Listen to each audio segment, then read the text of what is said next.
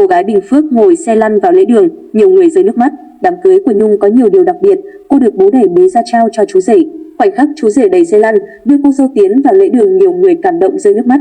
Vượt lên số phận, mỗi người chỉ có một cuộc đời, phải sống sao cho thật hạnh phúc. Đó là điều Hồng Nhung, sinh năm 2001, quê Bình Phước, nhận ra được sau quãng thời gian chật vật vượt qua số phận nghiệt ngã, tìm lại niềm vui sống cho chính mình. Nhung có gương mặt đẹp, nhưng cuộc đời lại lấy đi của cô đôi chân từ khi 5 tuổi. Nhung kể, cô sinh ra khỏe mạnh bình thường nhưng vào năm tuổi, trong một buổi chiều đi học mẫu giáo về, hai chân của cô mất cảm giác hoàn toàn. Nhung được bố mẹ bế đi bệnh viện ngay sau đó. Qua nhiều lần thăm khám, bác sĩ kết luận cô bị viêm tủy cắt ngang, liệt hoàn toàn từ rốn trở xuống, không thể đi tiểu chủ động. Đôi chân của cô có rút và teo đi từng ngày. Kể từ khi bị bệnh, mình phải nhờ mẹ hỗ trợ ép nước tiểu, cứ canh 3 tiếng phải đi vệ sinh một lần.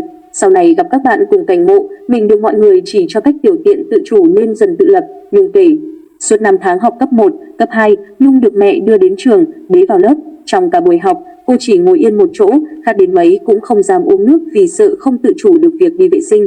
Nhưng dù cho cố gắng đến mấy, Nhung vẫn không thể hòa nhập được với mọi người. Cô giống như người vô hình ở trong lớp học, thậm chí cô không bao giờ dám để bạn bè trông thấy mình ngồi xe lăn. Lên cấp 3, nhà cách trường 15 km, sợ mẹ đưa đón vất vả, Nhung quyết định nghỉ học. Đó cũng là lúc cô bắt đầu chuỗi ngày sống trong tiêu cực. Từ khi nghỉ học, mình lúc nào cũng thấy bản thân vô dụng, không có giá trị. Nhìn bạn bè đến trường, mình thèm muốn nhưng không đủ can đảm. Mình ngày ngày sống trong căn phòng nhỏ, tự thu hẹp cuộc sống. Nhung chia sẻ, khoảng thời gian tiêu cực đó kéo dài 1 năm. Sau này, khi thấy một người bạn đi học nghề trang điểm, Nhung cũng đi theo. Đó là bước ngoặt giúp cô thay đổi cuộc đời. Với 10 triệu tích cóp được từ việc bán hàng online, Nhung tự tìm đến một cửa hàng áo cưới học nghề trang điểm. Hàng ngày, cô được bạn chở bằng xe máy vượt quãng đường 15 km đi học nghề, chiều được bạn đưa đi cà phê, ngắm cảnh.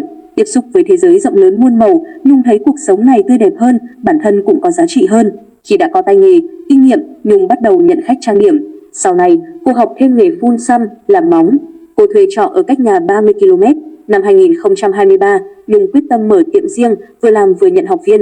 Giờ đây, chỉ việc bước đi trên đôi chân là mình không thể, còn những việc khác mọi người làm được thì mình cũng làm được. Hơn nữa, mình được mọi người yêu thương, giúp đỡ nên cuộc sống dễ dàng hơn rất nhiều, Nhung chia sẻ. Chuyện tình ngọt ngào, bằng nỗ lực của mình, Nhung tự mở tiệm làm đẹp, mua quà tặng người thân, đi du lịch. Cô không còn là đứa trẻ nhạy cảm năm nào cần bố mẹ chăm bẵm, quan tâm từng chút một mà có thể tự lập bằng chính sức lao động của mình. Và quan trọng hơn cả, Nhung tự tin vào bản thân, dám yêu và được yêu. Với Nhung, tình yêu và hôn nhân từng là chuyện xa vời, nhưng khi gặp được Thanh Dương, sinh năm 1999, quê Bình Phước, người chồng hiện tại, điều đó lại trở nên gần gũi và chân thật. Nhung và Dương quen nhau qua mạng xã hội, Dương là người chủ động kết bạn. Chỉ sau đôi lần trò chuyện, anh đã siêu lòng trước cô gái xinh xắn. Làm việc cách cửa tiệm của Nhung khoảng 3 km, mỗi ngày anh đều ghé mua đồ ăn sáng cho cô. Hoàn cảnh đặc biệt của Nhung không khiến anh mảy may bận tâm. Ngược lại, anh cảm phục nghị lực sống của Nhung. Từng có nhiều bạn thích mình, muốn tìm hiểu mình nhưng mình không dám đặt niềm tin vào ai. Chuyện kết hôn và sinh con lại càng xa vời. Nhưng khi gặp anh, mọi thứ hoàn toàn thay đổi. Anh không ngần ngại chuyện mình bị bệnh, sẵn sàng bế mình đi vệ sinh hoặc âm thầm lau dọn nếu mình chẳng may tiêu tiểu không tự chủ. Cách anh yêu thương, quan tâm khiến mình không còn tự ti về bản thân, Nhung chia sẻ. Ngày theo Thanh Dương về ra mắt, Nhung ngỡ ngàng trước phản ứng của mẹ chồng tương lai. Mẹ chồng mình hiền và tâm lý. Mẹ nói với con trai con yêu ai thì mẹ không nói, nhưng yêu Nhung thì phải nghiêm túc. Mình cảm động vô cùng. Cho đến giờ, mẹ vẫn yêu thương, chăm lo cho vợ chồng mình như thuở ban đầu, Nhung tâm sự. Cuối năm 2023, cặp đôi chính thức về chung một nhà. Đám cưới của Nhung có nhiều điều đặc biệt, cô được bố đẻ bế ra trao cho chú rể. Khoảnh khắc chú rể đẩy xe lăn đưa cô dâu tiến vào lễ đường, nhiều người cảm động rơi nước mắt. Năm 2024, Hồng Nhung được làm mẹ.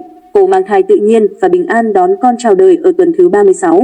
Với một bà mẹ ngồi xe lăn, việc chăm con tưởng chừng rất gian nan, nhưng với Nhung, ngay cả sự gian nan, vất vả đấy cũng là niềm hạnh phúc. Bởi lẽ với cô, con cái là món quà quý giá nhất cuộc đời.